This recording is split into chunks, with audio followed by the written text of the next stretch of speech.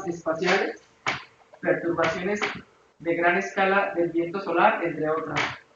Además de colaborar en el Instituto de Geofísica de la UNAM, es investigadora titular, es investigadora del SNI nivel 3. Imparte regularmente cursos en el posgrado de Ciencias de la Tierra de Geofísica. Ha dirigido 7 tesis de doctorado, 6 de maestría y 3 de licenciatura. Ha publicado más de 80 artículos en revistas internacionales ingresadas. Y bueno, algunas particularidades de su trabajo: sus investigaciones han recibido apoyo de fuentes nacionales como CONACYT y de GAPA, pero también apoyos internacionales, por ejemplo, de la UCMEXUS, de la Royal Society de Reino Unido, de la NASA y de ESI, que está en Suiza.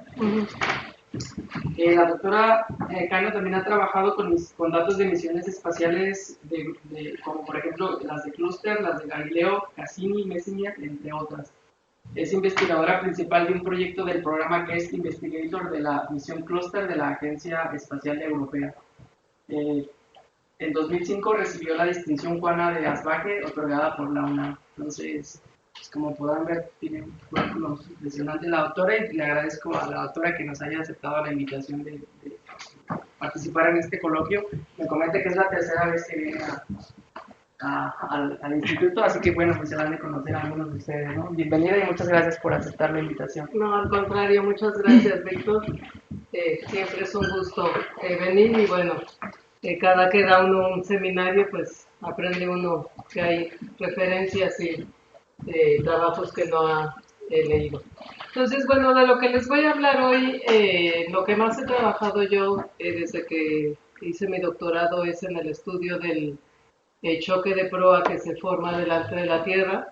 El día de hoy les voy a hablar del choque de proa de la Tierra, pero también voy a contextualizar con otros choques planetarios y un poco con choques interplanetarios. Y voy a empezar con una breve introducción de qué es el viento solar, porque a lo mejor no todos están familiarizados. Entonces, bueno, el viento solar es básicamente, aquí esto es una ilustración, una interpretación artística, está el Sol, y esto que se ve aquí en naranja es el viento solar. Es un viento, como el nombre lo dice, de protones y de electrones. Entonces el material está en estado plasma, y esto lo vuelve un material muy interesante para estudiar, porque si bien la mayoría del universo, el 99% del universo está en estado plasma, aquí en la Tierra no hay tantos materiales para estudiar en estado plasma. Y bueno, es el único plasma astrofísico que tenemos como para poner naves fuera y tomar mediciones directas en el medio interplanetario. Muy cerca del Sol se vuelve un plasma sin colisiones, y se propaga con velocidades supersónicas, o más bien supermagnetosónicas. Al ser un plasma, es un medio que puede soportar más de las ondas de sonido que conocemos en el aire aquí en la Tierra. Hay también ondas magnetosónicas que perturban al campo magnético, y esas ondas se propagan con una velocidad que es más alta que la velocidad del sonido. Entonces el viento solar siempre es un plasma supersónico, y eso es lo que hace que cada que el viento interactúa con los campos magnéticos de los planetas, se forme un choque delante de ellos. Aquí tenemos una imagen superpuesta de la llegada del viento solar. Está la Tierra con su campo magnético, y bueno, al ser partículas cargadas de no muy altas energías, no pueden entrar directamente al campo. Entonces ese campo nos está protegiendo todo el tiempo de la llegada directa del viento solar. Esta región se llama magnetosfera. Hoy creo que no voy a hablar mucho de ella, sino que voy a hablar más bien de fenómenos que tienen que ver con esta región, que es la región del viento solar, con el campo magnético terrestre, pero no voy a hablar realmente de las perturbaciones que puede sufrir la magnetosfera por la llegada del viento. A ver si esto funciona. Esta es una peliculita para que tengan una idea de... Bueno, se las voy a poner acá.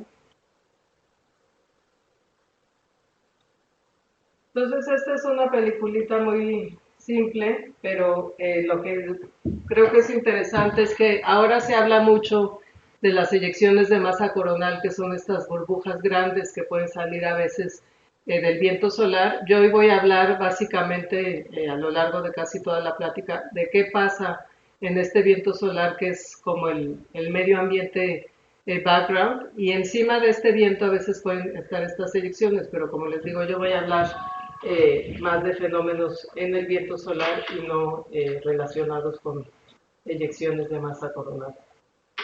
Bueno, entonces vuelvo a la plática.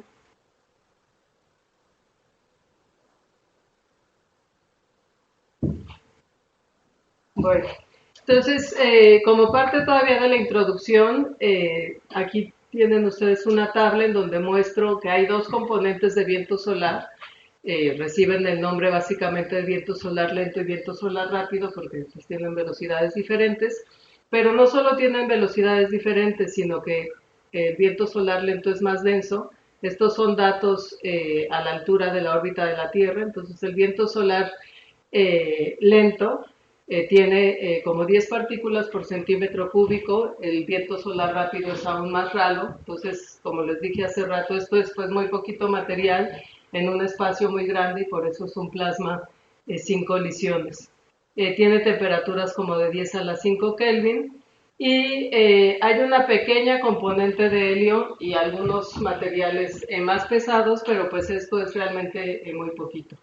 Y en el viento solar ambiente casi no hay materiales más pesados, eso es más en las eyecciones de masa coronal. No entiendo el concepto de supermagnetosónico. Ok, lo que tenemos es que en un plasma se pueden propagar tres tipos de ondas, son como los modos fundamentales de las ondas en los plasmas. Entonces tenemos el modo de Alben, el modo lento y el modo magnetosónico. Entonces el modo magnetosónico es una onda rápida, se propaga más rápido que el sonido en el material y entonces al decir supermagnetosónico estamos refiriéndonos a que este plasma todo el tiempo se mueve más rápido que esas ondas. El nombre magnético ahí quiere decir que ya que se va orientando por las líneas del campo magnético del Sol, no, en dirección hacia la Tierra. No, lo que vamos a ver es el viento solar sale radial, como lo vimos en la peliculita que les pasé, todo el tiempo sale radial y trae consigo, se habla de que el campo magnético del Sol está congelado en ese viento. Entonces, las líneas del campo magnético, si lo viéramos desde el polo del Sol, forman una espiral sobre la eclíptica. Y esto es básicamente es una espiral de Arquímedes. Y básicamente esta forma la podemos pensar como el efecto que si tenemos una regadera de jardín, el agua sale radial.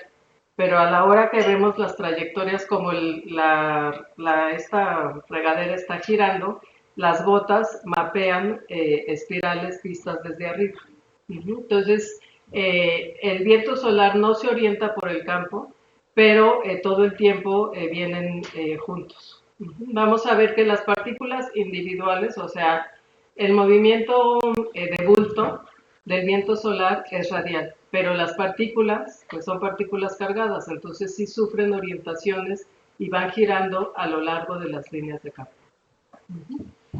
Bueno, entonces el fenómeno del que les voy a hablar hoy, bueno, no es un fenómeno, sino son regiones muy extensas, son los choques, ondas de choque que se forman en el sistema solar y estas básicamente viven en el viento solar, se propagan en el viento solar.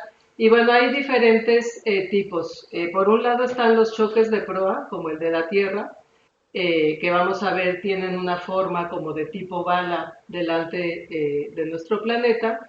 Y por el otro lado hay choques que se llaman choques interplanetarios que se propagan por todo el sistema solar desde el Sol debido a diferentes fenómenos. Cerca del Sol hay lo que se llama blast waves, que tienen que ver con explosiones de material en el Sol, o sea, explosiones que ocurren en el Sol, y entonces estas ondas de choque se forman en la corona. Y hay otros choques que tienen que ver con la propagación de eyecciones de masa coronal rápidas en el viento solar y también a veces las corrientes rápidas y lentas pueden interactuar. ¿Se acuerdan que les dije que hay dos tipos de corrientes. Hay veces que las corrientes rápidas de viento solar alcanzan a las lentas y si la diferencia entre las dos velocidades es alta, se puede formar un choque. Entonces, algo que es muy importante en los estudios del viento solar es que estamos en un régimen sin colisiones. Como les dije, hay 10 partículas por centímetro cúbico, o sea, casi nada. Entonces, lo que vamos a tener es que los campos electromagnéticos juegan un papel muy importante como para pegar a las partículas, como para orientarlas, como dije hace un momento. Y bueno, los tratamientos que hacemos nosotros de los plasmas en el sistema solar son diferentes a, por ejemplo, los que hacen la gente que estudia plasmas en los laboratorios, porque ahí pues sí hay colisiones. Bueno, entonces creo que todos ya sabemos aquí que hay choques en plasmas astrofísicos, hay choques, por ejemplo, cuando se da el fenómeno de una supernova o en los chorros que hay, donde hay regiones de formación de galaxias, también puede haber choques. Y como dije hace un momento, pues esos choques están muy lejos, entonces los podemos observar por emisión de la radiación que emiten, pero no podemos poner pruebas de naves que miden directamente a los plasmas. Entonces el viento solar pues nos da una buena oportunidad para estudiar plasmas astrofísicos, aunque sea nada más a un nivel local. Entonces, bueno, la plática a partir de ahora va a ser primero un buen rato acerca del choque de proa terrestre, después voy a hablar muy poquito de qué sabemos del choque de proa de Mercurio y de Saturno y voy a contrastar algunos de los resultados que tenemos para la Tierra, contrastando con los casos de Mercurio y de Saturno, y después les voy a hablar de choques interplanetarios que tienden a ser de números de Mach mucho más bajos que el de la Tierra. Entonces, bueno, como trabajamos este tema de física heliosférica es utilizando un montón de datos de naves que están en el espacio. Digo, aquí pareciera que son muchas, no todas son contemporáneas, o sea, hay unas, por ejemplo, esta Solar Orbiter de la ESA apenas va a salir el año que entra. Aquí también aparecen los Voyager, pero bueno, por obvias razones, pues el choque que más conocemos es el choque terrestre, pues porque es al que estamos más cerca. Algo que también utilizamos son modelos numéricos y yo he trabajado mucho tiempo con simulaciones numéricas en colaboraciones con diferentes grupos, entonces también les voy a mostrar algunos resultados de modelos numéricos. Bueno. Entonces, lo que tenemos aquí es un esquema de la región del choque terrestre. Como les decía yo, el viento solar es muy rápido, entonces se encuentra un obstáculo que es la magnetosfera, bueno, el campo dipolar terrestre.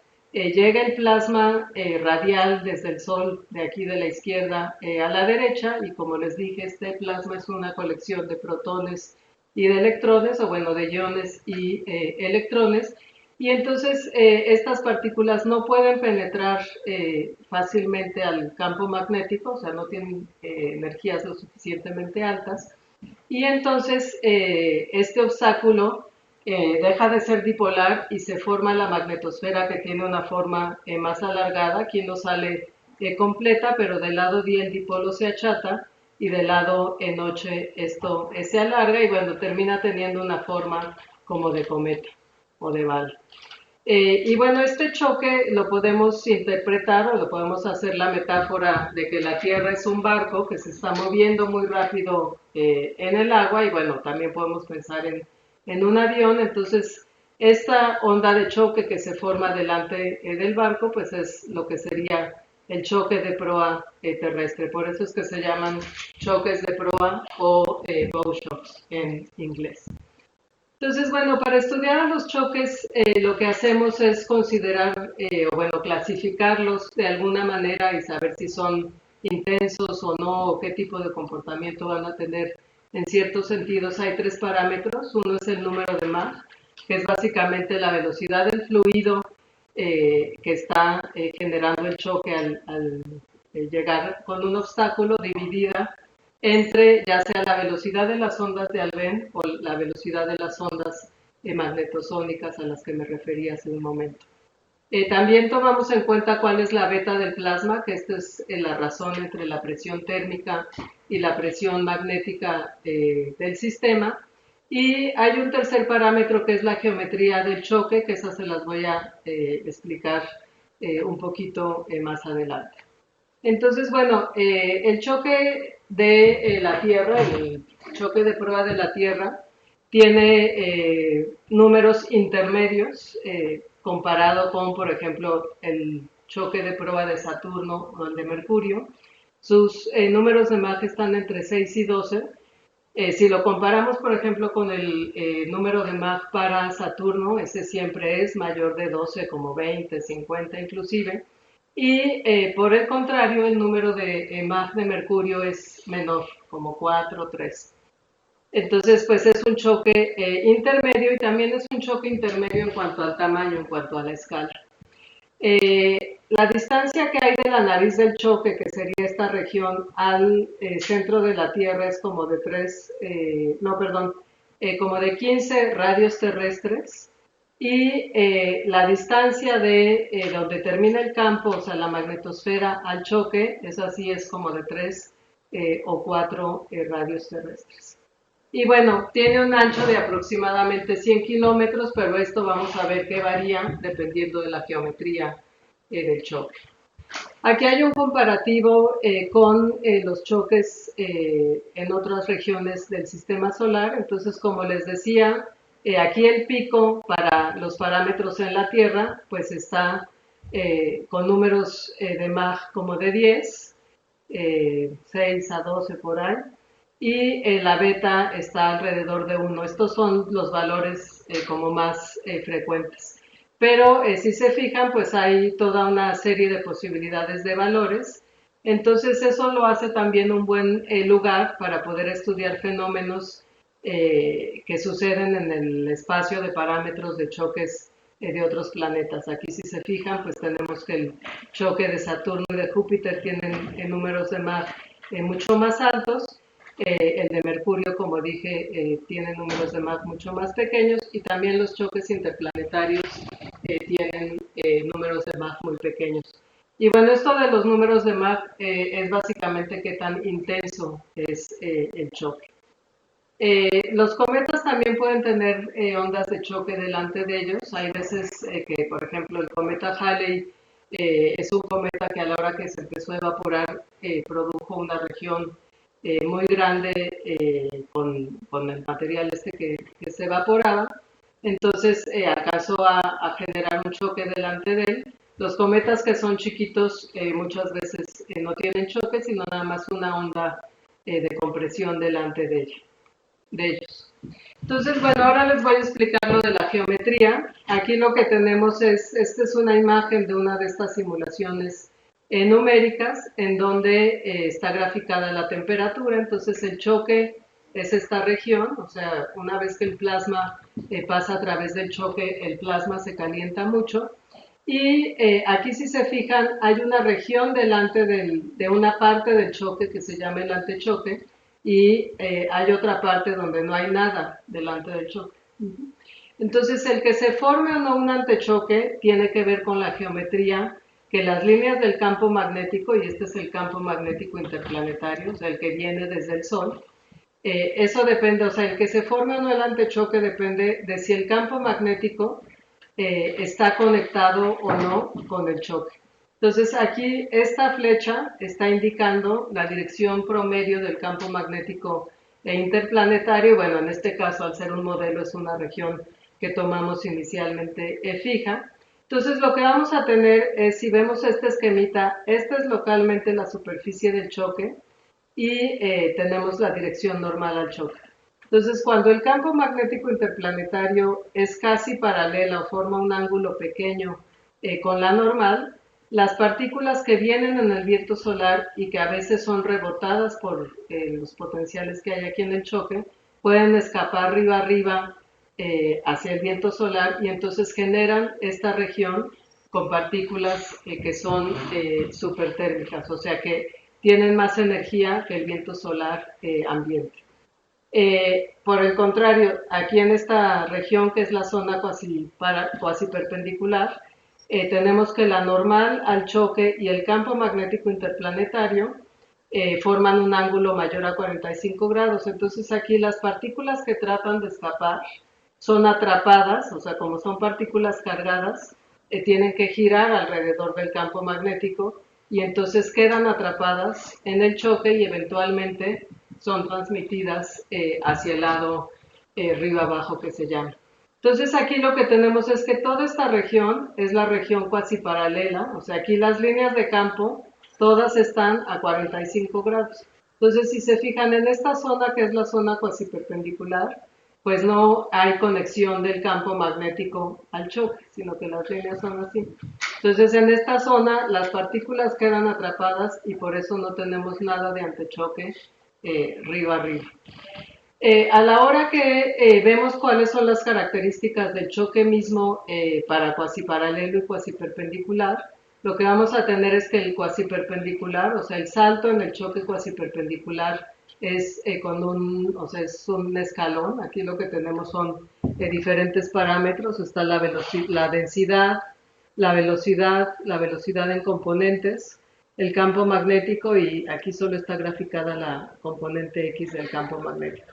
Entonces aquí lo que se fijan es que los parámetros del viento solar a la hora que llegan al choque cambian bruscamente, o sea, el material es comprimido, es desacelerado y bueno, el campo magnético también es comprimido. Y el choque cuasi perpendicular tiene una estructura muy bien definida, con diferentes partes que bueno, no voy a entrar en mucho detalle, pero ahorita que contrastemos con el choque cuasi paralelo, va a ser como que muy obvio que aquí tenemos una transición súbita, o sea, muy marcada, un gradiente muy marcado, mientras que en el caso de los choques cuasi paralelos, pues hay muchas fluctuaciones y no hay como solamente un salto.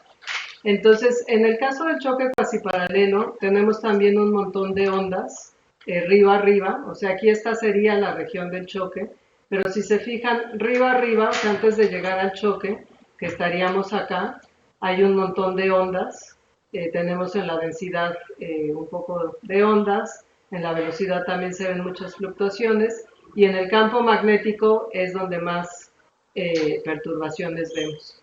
Aquí hay una situación que tiene que ver también con los instrumentos.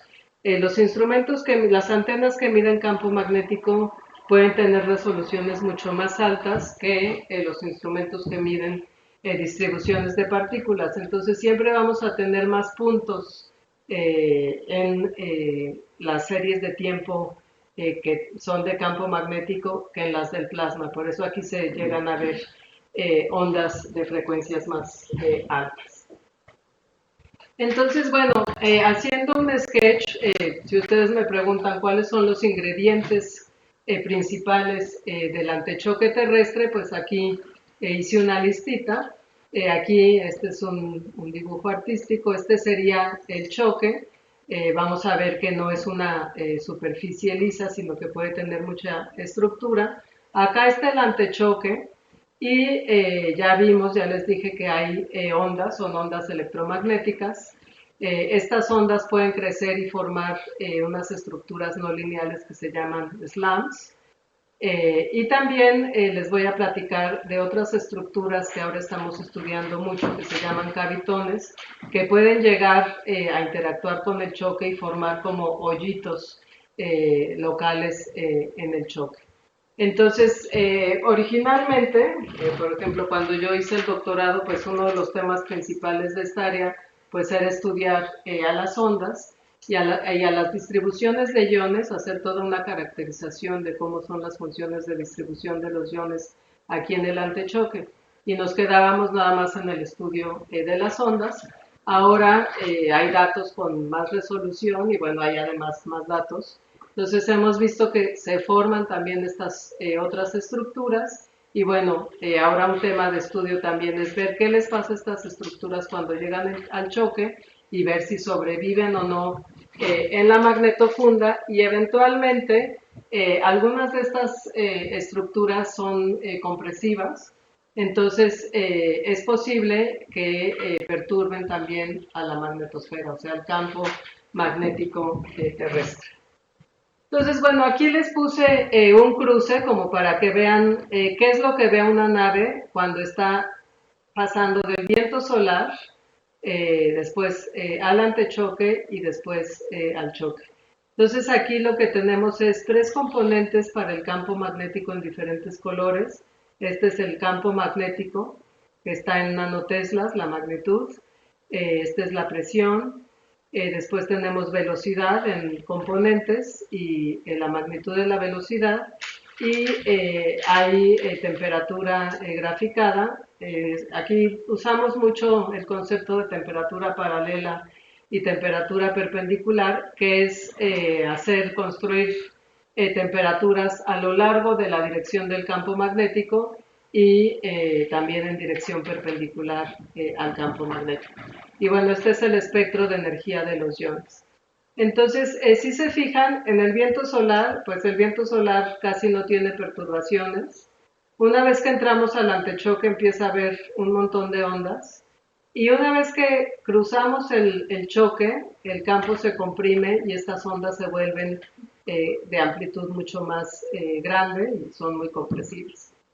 Estos mismos cambios los vemos bueno, no puse densidad, pero pues de la presión podemos inferir también que la densidad se modifica. Y algo que es muy importante es que al mismo tiempo que el campo magnético aumenta, la velocidad disminuye. Entonces este choque opera como un ente para desacelerar al viento solar y que entonces el viento solar pueda pueda librar a la Tierra como obstáculo. No solo se desacelera, sino que también se desvía, como lo vemos aquí en la componente X, que es la principal componente del viento solar. Sí. Sí, una pregunta sobre la composición del viento solar. Sería buena manera en esos datos. ¿Qué tipo de partícula está cargada? Hay obviamente una neutralidad eléctrica en el plasma, lo cual quiere decir que hay iones positivos y hay electrones libres. Sí. Pero hay una proporción de partículas neutras o absolutamente todo está ionizado. Todo está ionizado. Todo está ionizado. Y o sea, en su mayoría es hidrógeno. Hay muy poquito helio. En general, la composición es de menos del 5% de helio. Y hay un poquito de iones más pesados, pero no en el viento solar ambiente, sino esto viene más en las eyecciones de masa coronal, que como cuando las eyecciones de masa coronal se forman, se rompen líneas de campo coronal que están más abajo, casi en la fotosfera. Entonces sale material que es más pesado que logra meterse en las eyecciones de masa coronal. Y bueno, algo... Otra pregunta. Una duda. Nos habló de dos vientos solares. ¿Eso es el lento?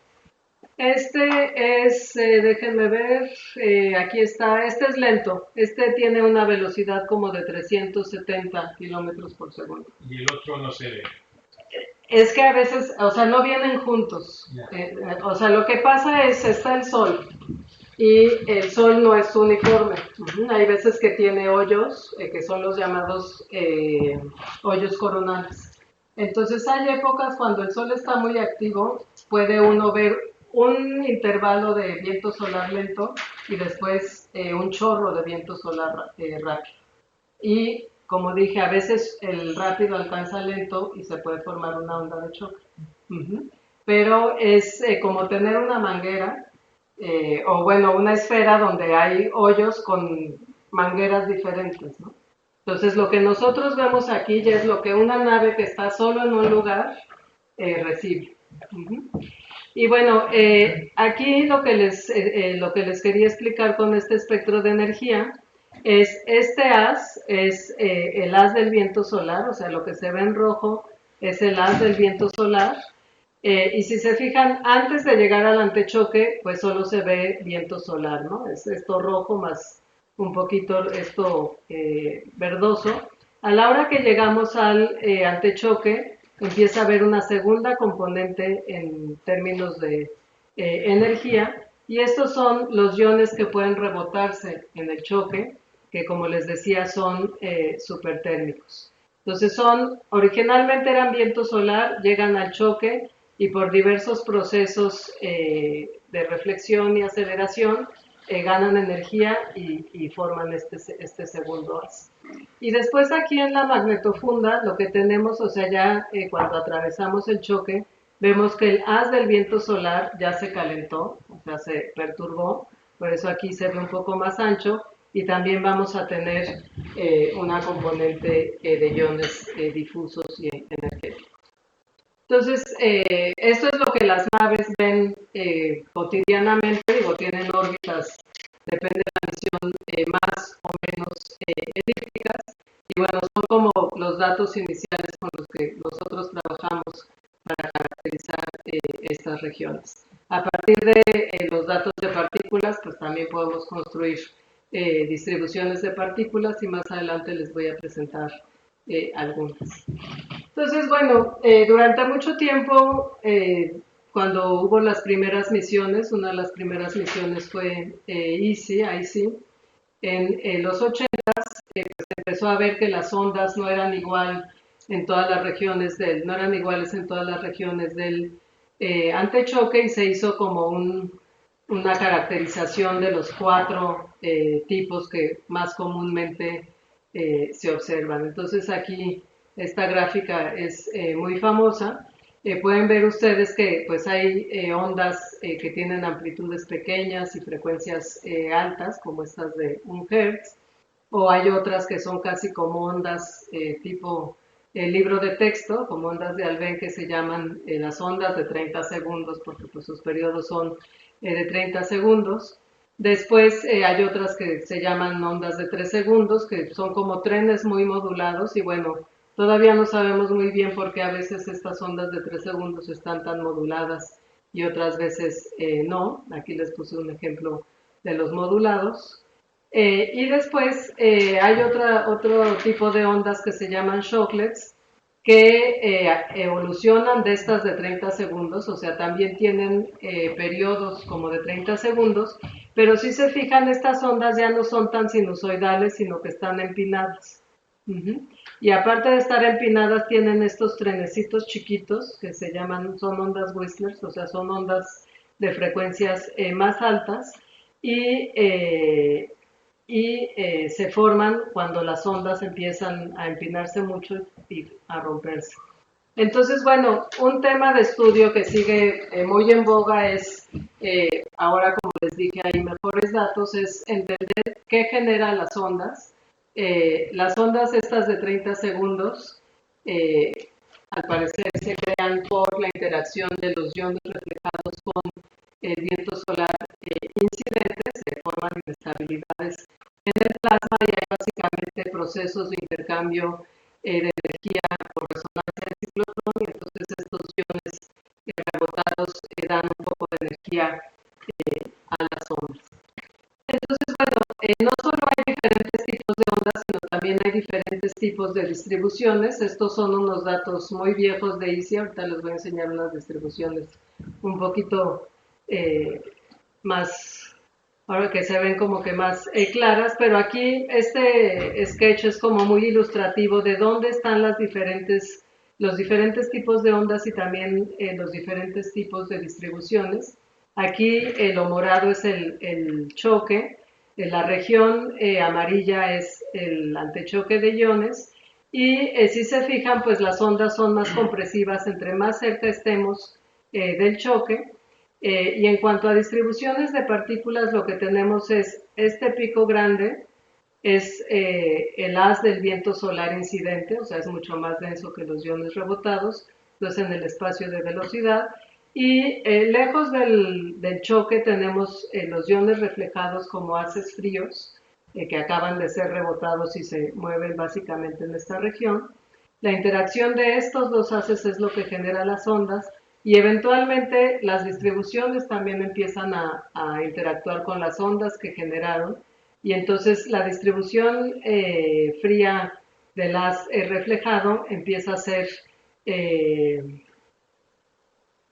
¿cómo se dice en inglés? Es scattered, empieza a interactuar con las ondas y entonces resulta, o sea, termina siendo una distribución más caliente y más ancha. Entonces, aquí hay una imagen un poco más clara de cómo se ven estos iones reflejados. Aquí lo que tenemos es un espacio de velocidades. Esta es la dirección del viento solar, perdón, del campo magnético interplanetario. Este punto indica dónde estaba la distribución del viento solar ambiente. Y este haz es un haz que se rebotó, entonces se rebota a lo largo del campo magnético interplanetario, y esta configuración en el plasma es lo que vuelve el sistema inestable, y los iones de este haz pueden dar energía resonando con las ondas para que las ondas crezcan. Entonces, bueno, hay toda una área de estudio en esto del antichoque que es teoría cinética lineal, para ver qué ondas esperar dependiendo de cómo son las distribuciones. Hay un investigador que se llama Peter Gary que ha trabajado mucho tiempo en esto, entonces este es un esquemita que dependiendo qué tipo de distribuciones, por ejemplo aquí si tenemos, este sería el viento solar, el haz del viento solar que no sale completo, más un haz de ion reflejado, pues esperamos que las ondas crezcan en una frecuencia que está por aquí. Entonces, bueno, es toda una teoría de análisis de dispersión de ondas, y pues predecimos entonces qué ondas pueden empezar a crecer, pero bueno, esto es un análisis lineal. Eventualmente las ondas pues se perturban, van a crecer y, como les dije, se pueden volver estructuras no lineales. Entonces, al mismo tiempo que estudiamos las ondas, estudiamos cómo son las distribuciones de los iones. Este es un resultado bastante nuevo, con simulaciones numéricas que hicimos el año pasado. Entonces aquí lo que tenemos es, esto es lejos del choque, o sea, todavía cuando el viento solar acaba de entrar al antechoque, y este haz es el haz del viento solar. Aquí lo que tenemos es, bueno, es Bx y Bz, entonces lo que tenemos es, no me acuerdo, pensé que estas estaban ya en paralelo y perpendicular, porque así las dibujamos mucho, pero bueno, este es el haz del viento solar, y estos serían los iones reflejados, que si se fijan van evolucionando en distribuciones más isotrópicas conforme nos acercamos al choque. Acá ya estamos muy cerca del choque, y entonces el haz ya se volvió un haz mucho más ancho y más caliente por la interacción con las ondas que hay en esta región, y eventualmente cuando llegamos ya a la magnetofunda, pues hasta el haz del viento solar se calentó, ¿no? Entonces vamos a tener ya la distribución del viento solar caliente por los cambios que sufre en el choque. Aquí tenemos otros ejemplos de distribuciones. Estas son observacionales de un artículo que está muy interesante. Este lo descubrí apenas esta semana mientras preparaba este seminario. Y aquí lo que tenemos son distribuciones en regiones donde hay estos shocklets que les decía yo, que son ondas ya empinadas con estos trenecitos de onda, y lo que tenemos es el viento solar ambiente. Aquí estos dos haces son el viento solar ambiente, y estas son las distribuciones de los haces que ya han evolucionado en lo que se llama iones difusos. Y algo que muestra este artículo que está muy interesante es cómo a partir de el rebote hay veces que se forman estas estructuras con amplitudes muy largas que se llaman SLAMs, que en inglés quiere decir Short Large Amplitude Magnetic Structures, y el acrónimo es SLAMs. Entonces, muy cerca del choque muchas veces hay regiones con estas SLAMs que tienen amplitudes largas, y se forman estas zonas en donde las partículas pueden quedar como atrapadas. Entonces este artículo lo que muestra es que en estas regiones se puede empezar a generar un haz secundario que tiene una energía un poquito más alta que el viento solar, es este y este. Entonces ellos lo que están postulando es que estos haces secundarios pueden servir como una población semilla para eventualmente sufrir aceleración de Fermi ya en el choque, pasando de un lado a otro, interactuando con las ondas tanto río arriba como río abajo. Entonces, bueno, ya les comenté que las ondas evolucionan, este es otra vez un cruce completo, y después vamos haciendo zooms y viendo que más lejos del choque, pues las ondas son menos compresivas, sería esto, y conforme me acerco al choque, se vuelven estructuras muy compresivas.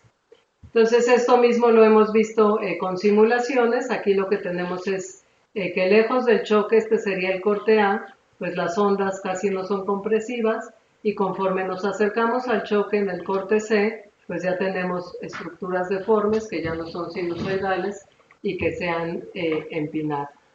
Entonces, bueno, estas simulaciones se llaman simulaciones híbridas, son modelos híbridos numéricos, en donde básicamente seguimos más la física de los iones e ignoramos un poquito a los electrones en cuanto a movimientos cinéticos, y eso lo hacemos para pues ahorrar espacio de cómputo y tiempo de cómputo. Entonces lo que se hace es que se resuelven ecuaciones de movimiento y obviamente se acoplan con los campos para los iones, y artificialmente se pega como una gelatina para adquirir neutralidad a los electrones. Entonces, no sabemos nada en estas simulaciones de los movimientos cinéticos de los electrones, pero sí los incluimos como esta gelatina para que se cumpla la condición de neutralidad. Entonces, bueno, como les dije, se inicializan las partículas en una cierta posición y velocidad, y de ahí se calculan las corrientes y los campos, y a partir de ahí pues se avanzan las partículas, y bueno, esto se hace muchas veces para lograr resolver ecuaciones para el sistema. Entonces, bueno, con estas simulaciones hemos trabajado durante muchos años. Inicialmente yo trabajé mucho tiempo con un colega que se llama Nico Miri, que es de San Diego, y aquí básicamente lo que estamos mostrando con esta imagen es como las ondas, o sea, aquí es otra vez el antechoque, esta es la región del choque, y aquí vemos muy claramente cómo los trenes de onda van llegando al choque y van creciendo, y entonces se habla de una reformación del choque cuasi paralelo, en donde estas ondas van como pegándose al choque, y hay momentos en que el choque se mueve un poco porque ya se reformó o se formó un poco más adelante de donde estaba originalmente. Bueno, entonces ahora vamos a pasar brevemente a las nuevas estructuras que se han estudiado en los últimos años, que son estos cavitones y anomalías de flujo caliente. Aquí una disculpa porque esta figura está en inglés, entonces estos entes en inglés se llaman Spontaneous Hot Flow Anomalies, pero a lo mejor cuando hable les voy a estar llamando anomalías de flujo caliente. Entonces, bueno, aquí les tengo dos ejemplos de estas anomalías, de estas estructuras. Los cavitones son como hoyos que se forman en el campo magnético, y estos hoyos en el campo magnético vienen acompañados de hoyos en densidad, por eso se llaman cavitones. Están en una región siempre rodeados, o sea, en la región donde ya hay muchas ondas, y básicamente no perturban mucho. Aquí no alcanzo a ver cuál es la velocidad. Bueno, esta es la velocidad. Aquí, si se fijan, dentro del cavitón la velocidad no cambia. Por el contrario, cuando hay anomalías de flujo caliente, también tenemos hoyos en campo magnético y en densidad, pero aquí la velocidad cambia muchísimo, y también hay un espectro energético más ancho. Entonces, bueno, esto hemos visto tanto con observaciones como con simulaciones que estos gravitones pueden evolucionar en las anomalías de flujo caliente una vez que se acercan mucho al choque. Aquí algo que quería yo mencionar, que bueno, ya lo mencioné para las anomalías de flujo caliente, es que estas estructuras entonces contribuyen a desacelerar al viento solar o a procesarlo mucho antes de que el viento solar llegue al choque. Bueno, esto es una imagen de otra simulación híbrida de hace algunos años en donde pueden ustedes ver cómo estos cavitones y anomalías de flujo caliente, estas regiones blancas y rosas, llegan al choque y entonces el choque dista mucho, el choque es pues, lo que se ve, aquí lo dibujé como en rojo, entonces el choque dista mucho de tener esta forma suave y está arrugado por la llegada de estas, es arrugado y deformado en escalas cinéticas, o sea, en escalas de los iones, por la llegada de estas estructuras. Entonces, bueno, ahora les voy a mostrar algunos resultados de cómo estos cavitones y anomalías de flujo caliente pueden modificar aún más al choque y qué tanto pueden o no sobrevivir una vez que pasan detrás del choque.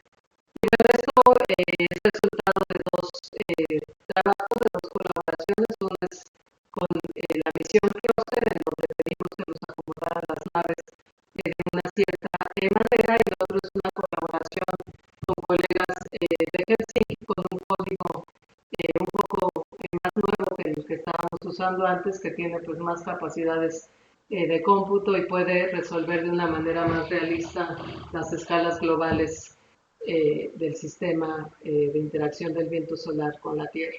Entonces, bueno, esta es una gráfica de datos de clúster de esta campaña que pedí hace algunos años.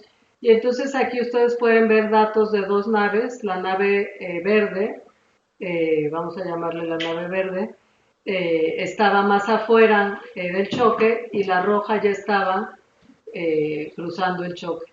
Entonces aquí una de las cosas que estuvimos viendo es si podíamos identificar y qué tanto cambian los cavitones. Entonces aquí pueden ver que este cavitón, una vez que se mete al choque, pues se comprime y se hace un poco más hondo. Y bueno, tenemos varios ejemplos, es un trabajo todavía en proceso. Desafortunadamente esta misión Closer ya tiene algún tiempo, entonces algunos de los instrumentos ya no están funcionando también, y hacer las distribuciones de las partículas y eso no ha sido tan sencillo. Entonces, bueno, vamos ahora a estos resultados con simulaciones de cómo evolucionan las estructuras de cavitones y anomalías de flujo caliente. Entonces, bueno, este código, como les decía, es más robusto y más, o sea, puede reproducir en escalas más realistas al sistema viento solar magnetosfera terrestre, y es un código que se llama Blasiator porque básicamente lo que hace es que resuelve la ecuación de Blasov otra vez solo para los iones, y los electrones son pegados como una gelatina para obtener neutralidad. Y bueno, si alguien quiere más información sobre Blasiator, hay esta página, con que digan Blasiator en Google llegan muy fácilmente a la página. Entonces, bueno, aquí tenemos otra vez al sistema, tenemos que hay un montón de ondas, como ya les estuve platicando, arriba. En esta plática pues no me va a dar tiempo de hablarles de esta parte que es la magnetofunda, pero aquí pueden ver que también hay un montón de estructuras, y estas estructuras eventualmente pueden perturbar a la magnetosfera terrestre, que es todo lo que está aquí en azul oscuro.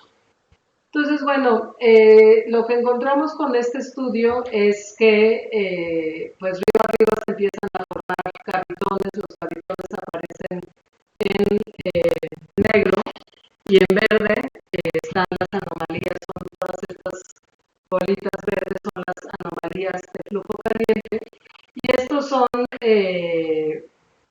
son fotografías de la simulación a diferentes momentos. Esto es al inicio de la simulación y esto es al final. Entonces, lo que les voy a mostrar ahorita en una película es cómo las anomalías y los cavitones empiezan a crecer y empiezan a llegar al choque y eventualmente hacen como un hoyo en el choque y pues nosotros hablamos de una erosión en el choque. Bueno, está primero la imagen fija, no la película, entonces estos son los cavitones, todas las bolitas negras son los cavitones, que son estos hoyos en campo magnético y en densidad, y las bolitas verdes son las anomalías de flujo caliente. En la película vamos a ver cómo hay ciertas regiones como esta, en donde se forman muchos y entonces eventualmente podemos disminuir la intensidad del choque y hacer una especie de erosión en el choque.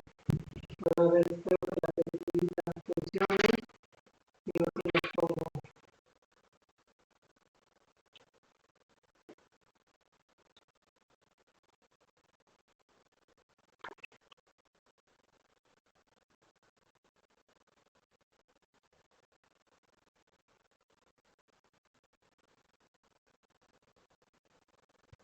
Entonces, bueno, básicamente acá está todo el antechoque, acá se ven algunas ondas llegando, o sea, si se fijan, se ve cómo los frentes de ondas se están moviendo hacia el choque, los negros son los cavitones y eventualmente estos cavitones se llenan, creo que eso no lo dije, se llenan de partículas reflejadas en el choque, por eso se transforman en anomalías de flujo caliente y eventualmente en regiones donde llegan muchas de estas estructuras se forman estos hoyos en el choque, no solo por ondulación, sino que es como una indentación hacia adentro de la magneto funda.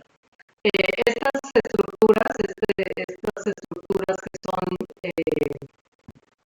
menos densas que la magnetofunda se han visto con datos o ilustración gráfica y se llaman cavidades en la magnetofunda, pero bueno, este es el primer resultado con simulaciones tan globales en donde vemos cuál es el link entre estas estructuras río arriba, estos hoyos o erosiones que se forman en el choque y las cavidades en la magnetofunda.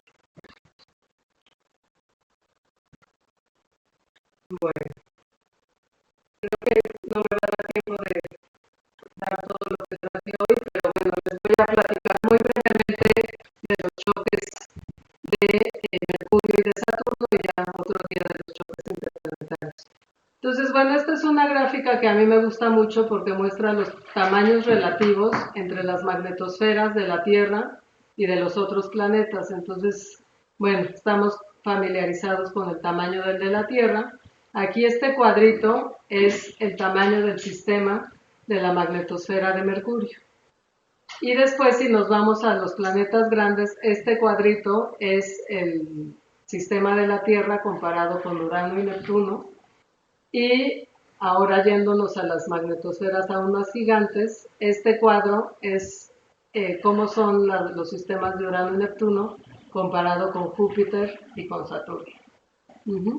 Entonces, pues hay una gran variedad de tamaños, no solo en cuanto a los planetas, sino también en cuanto a sus sistemas magnéticos, a sus magnetosferas. Y no solo eso varía, sino también los números de Mach, como les dije al principio de la plática, y también la geometría del campo magnético interplanetario con respecto a la radial. ¿Se acuerdan que les dije que las líneas de campo mapean a una espiral sobre la eclíptica? Bueno, esta espiral es como más enroscada conforme nos alejamos del Sol. Ahí voy. Entonces, lo que vamos a tener, si bien para el caso de la Tierra todo el tiempo les mostré imágenes con el antechoque como de ladito. En el caso de Mercurio, el ángulo es, en el caso de la Tierra, el ángulo entre el campo magnético y la radial es como de 45 grados en promedio. En el caso de Mercurio es como de 20, entonces el antechoque se forma más como enfrente de la nariz del choque. Y ya cuando nos vamos a Júpiter y a Saturno, el campo está mucho más atravesado. Aquí si se fijan, está como a 80 grados. Entonces no va a haber antechoque de este lado, sino nada más en los flancos. ¿Alguien quería hacer una pregunta?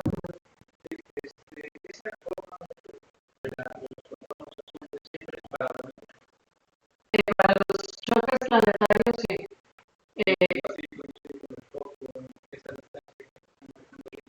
Aproximadamente, y digo, esto no es fijo. Obviamente, ya les platiqué que hay viento solar rápido y lento, entonces la presión dinámica también cambia. Entonces hay veces que la magnetosfera es más pequeña y entonces el choque se forma más cerca. Pero aproximadamente estas son las distancias promedio. Ahora, esto es para los choques de proa. Ya hoy no me va a dar tiempo, pero los choques interplanetarios son mucho más planos. No tienen estas formas parabólicas. Bueno, entonces, muy brevemente, se han detectado ondas en varios sistemas planetarios. Aquí tenemos una gráfica para Mercurio, Venus y la Tierra. Y si se fijan, bueno, una manera de ver que son las mismas ondas y que estamos entendiendo qué mecanismos las generan, pues es graficar, por ejemplo, la frecuencia con respecto al campo magnético, y si estamos pensando que es por resonancia de ciclotrón, pues la frecuencia de ciclotrón depende del campo magnético, ¿no? Entonces el campo magnético varía también conforme nos alejamos del Sol, o sea, se vuelve más débil, y entonces pues tenemos que las ondas cerca de Mercurio pues crecen a frecuencias más altas que en la Tierra, y eso lo hemos visto recientemente, me voy a adelantar, con datos de una misión que se llama Messenger. Entonces, bueno, la magnetosfera de Mercurio es chiquita, no solo porque Mercurio es chiquito, sino porque tiene un campo magnético muy débil, y también la presión dinámica del viento solar es mucho más alta cerca de Mercurio que cerca de la Tierra. Y esto es porque el viento solar se va expandiendo esféricamente conforme se aleja del Sol. Entonces, cerca de Mercurio es mucho más denso y está interactuando con una presión dinámica más alta con un campo magnético más chiquito. Entonces confina al campo magnético muy cerca del planeta. Entonces, bueno, estas son gráficas de un estudio que hicimos con datos de la misión Messenger, y vimos que hay más o menos el mismo tipo de ondas, o sea, estas serían el equivalente a las ondas de 1 Hz y estas a las de 30 segundos. Lo que no hemos encontrado mucho es que se formen estas estructuras no lineales como los slams o los cavitones o las anomalías de flujo caliente. Y bueno, mi explicación hasta ahora es que el sistema es muy chiquito, entonces que las ondas no tienen tiempo para inclinarse. Pero bueno, no hemos hecho un estudio sistemático como para ver si eso es cierto o no. Entonces, bueno, no me voy a detener en todas las gráficas, ahora vámonos a Saturno. En Saturno tenemos el caso contrario, un sistema gigantesco, un número de Mach muy alto, y bueno, aquí tanto el planeta como el campo magnético son muy altos, y también el viento solar ya está muy enrarecido. Entonces, por eso la magnetosfera es gigantesca. Entonces, bueno, hay datos de la misión Cassini, que estuvo muchos años cerca de Saturno, y bueno, hemos caracterizado, bueno, yo no, pero otros autores, cómo es el cruce de choque en Saturno, y bueno, presenta características extremas comparado con, por ejemplo, Mercurio. Esta estructura se llama el overshoot, y bueno, aquí vemos que esto es gigantesco comparado con el de Mercurio. Y en términos de las ondas, aquí sí se han encontrado estos shocklets, que son las ondas empinadas con los Whistlers en uno de sus extremos. Entonces, bueno, ahorita hay un equipo de colegas que hemos trabajado juntos en el pasado, que pusimos juntos un proyecto en este instituto y sí, me mencionó Víctor hace rato, y lo que estamos proponiendo pues es hacer un estudio comparativo de antichoques para los diferentes planetas. Hay limitantes instrumentales, o sea, para Saturno, por ejemplo, no hay tantos datos de plasma, no hay tantos cruces de choque, porque la misión Cassini, que es la que más tiempo estaba más tiempo dentro de la magnetosfera que afuera usando el choque. Pero bueno, pues a ver qué podemos hacer. Nada más les cuento, ya no les voy a hablar de esto porque ya llevo una hora hablando, pero bueno, los choques interplanetarios se forman delante de estas eyecciones de masa coronal, cuando estas son muy rápidas, y se forman fenómenos parecidos a los que hemos estado platicando. Y también cuando una corriente rápida alcanza una lenta, se forma lo que se llama una región corrotante. Aquí el choque tiene esta forma. Y pues aquí podemos ver que, bueno, pues para nada es un choque parabólico, hace rato que alguien preguntó. Y estos, aquí se ve muy redondo, pero en realidad son más planos y estas eyecciones se van expandiendo y se vuelven muy grandes. Entonces aquí la curvatura está muy exagerada, en realidad son muy planos. Entonces, bueno, pues aquí le voy a dejar, me voy a ir a las conclusiones, más que conclusiones